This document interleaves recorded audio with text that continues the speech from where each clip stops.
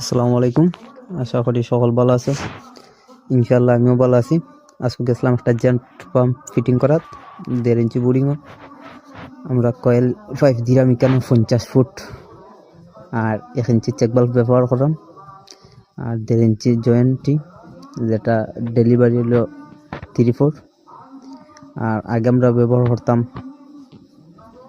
3/4 coil 5 আর এখন যেহেতু layer নিচে যার কারণে 1 ইঞ্চি কয়েল 5 দিলে কাজটা ভালো হয়, লাস্টিং হয় আর পানিটাও বেশি উঠে।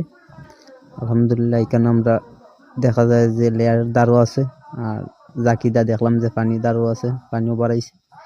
এখন আস্তে আস্তে পাম্পটা ফিটিং দিব।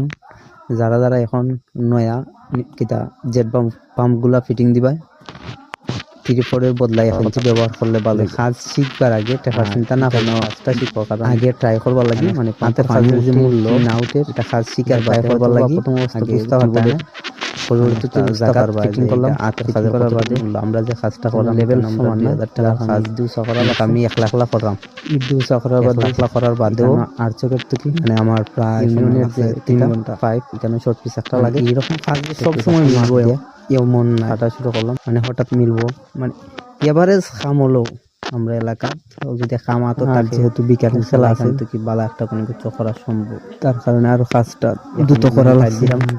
দেখি পানি উঠছে ভালো, পানি উঠছে। বড় সমস্যা হইলো যেহেতু পানি নাই তার কাছে, কারণে এখনো লেয়ারে তেমন সমস্যা হইছে না ফিটিং করা, তার কারণে দেখা যায় এখন বয় করেছে।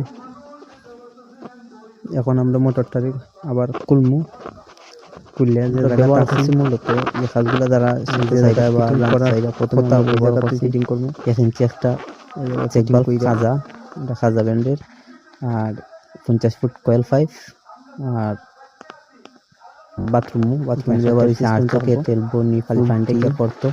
আর এখানে ব্যবহার করছি গাম দেখেছিলাম, গাম যেহেতু আইসে 3 ঘন্টায় গামছার ওই ফিটিং কাজটা কাভার দেওয়া গেছে, মোটামুটি পানি উঠছে। আর এখানে যেহেতু মানে এখানে ট্যাঙ্কি ফিটিং হইতো না ডাইরেক্ট,